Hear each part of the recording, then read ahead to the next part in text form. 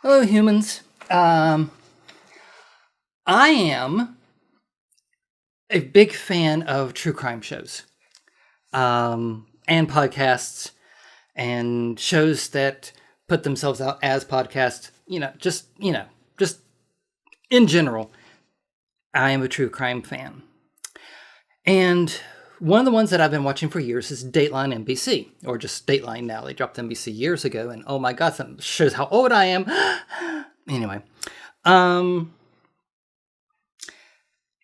I watch all these things, and it's mostly men are horrible creatures, and they kill women, and occasionally oh yeah, women kill men too, and oh yeah, men can kill each other, women kill each other, but it's usually about men killing women.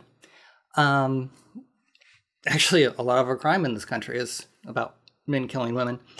But they've never done a transgender episode. They've never taken on the fact that, dozens of trans people are killed every year for being trans. They've never tackled that. And part of me understands it. They are a commercial outfit. They don't want to do anything that is going to get their audience to say, "Oh, look at you're talking about trans people. We don't want to watch you anymore," because people are horrible in general. I'm sorry, but they are. When people don't care that a certain group of people are getting killed for the crime of existing, I have a problem with that. I think we all, and I wish we all did.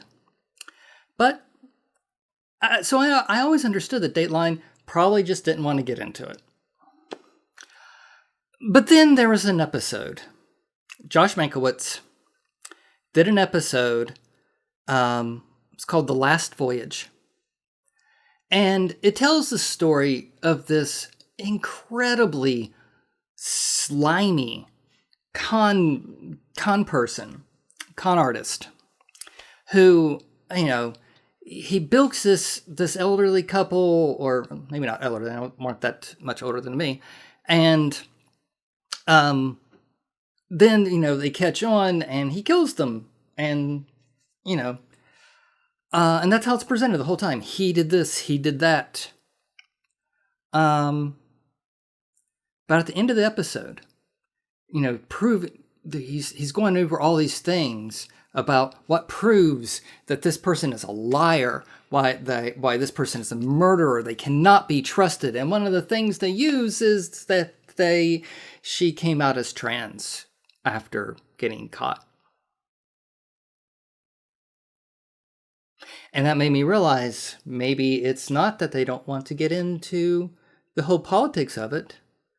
Maybe the producers and Josh Mankiewicz himself has a problem with trans people.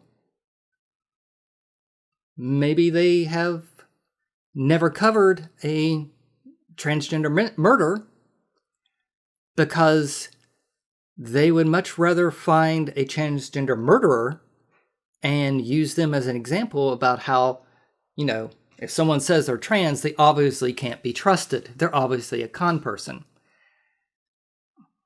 I really didn't expect to see such a,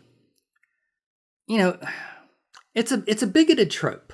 It's one of those things that, anti-trans people say all the time. It's like, oh, they're just con artists. They're trying to fool you. They're trying to trick you. And it's like, no, we're just trying to exist as we know ourselves to be. And to see Josh Mankiewicz, use that trope. I mean, he was blatant about it.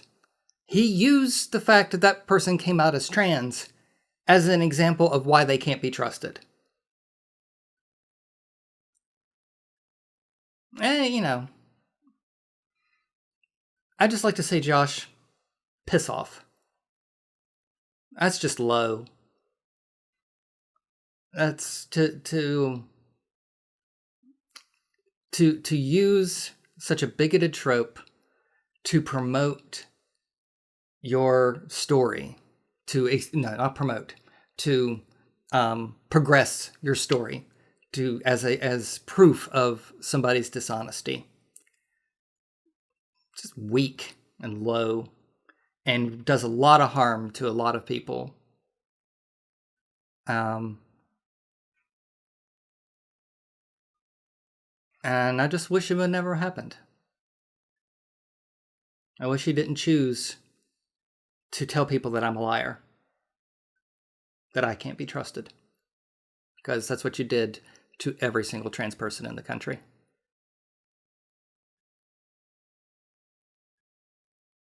So on that note, I'll wrap this one up.